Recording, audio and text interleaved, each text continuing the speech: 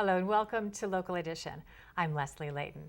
The Inland Empire Economic Partnership works to keep tabs on how we're faring in business climate in the Inland Empire. It also works to improve conditions by working together with leaders in business. And with us now is Paul Granillo. He's the CEO of the organization to tell us more about that. Good morning, Leslie. Welcome.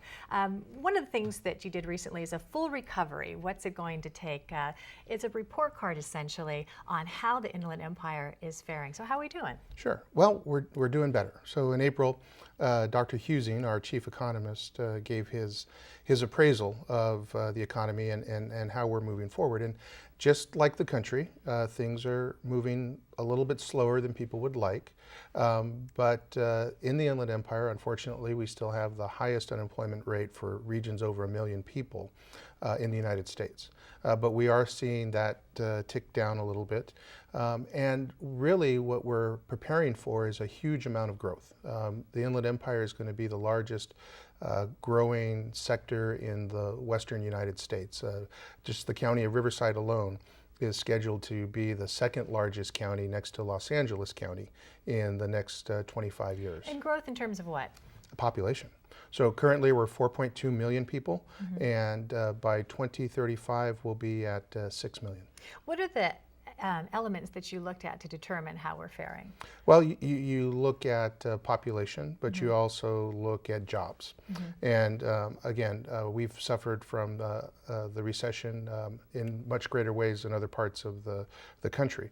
Our recovery is taking longer.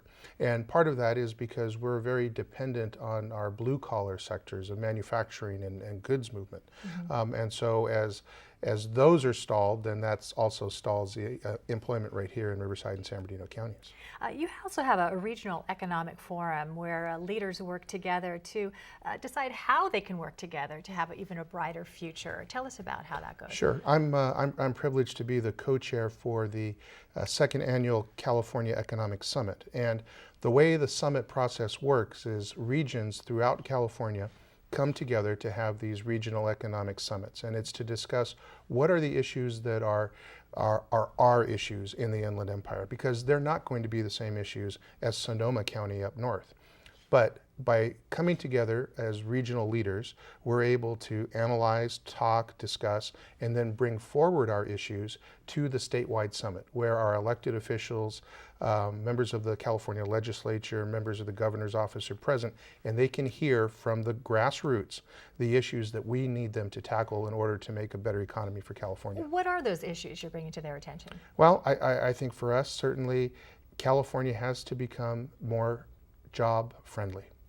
We suffer from unfortunate large amount of over-regulation from my perspective, and that pushes businesses away. And we have to say to businesses, no, please come here, because they're going to employ our population, and that spreads the money throughout the economy. Okay, and you're taking all of this information and looking forward to the Inland Empire Quality of Life Summit. What is that? Sure. On May 22nd, the Inland Empire Quality of Life Summit is really bringing all of the leaders in different sectors of our economy. We look at healthcare, we look at education, we look at business, sustainable communities. We want to bring all of those leaders together in the same room and have a discussion about what issues, especially quality of life issues, do we need to be tackling in order to move our region forward. Our opinion is our number one quality of life issue is the educational attainment level of residents of the Inland Empire. Only 18% of our residents have bachelor's degrees. Thank you so much, Paul Granillo, for being here. Thank you. And thank you for joining us. I'm Leslie Leyton.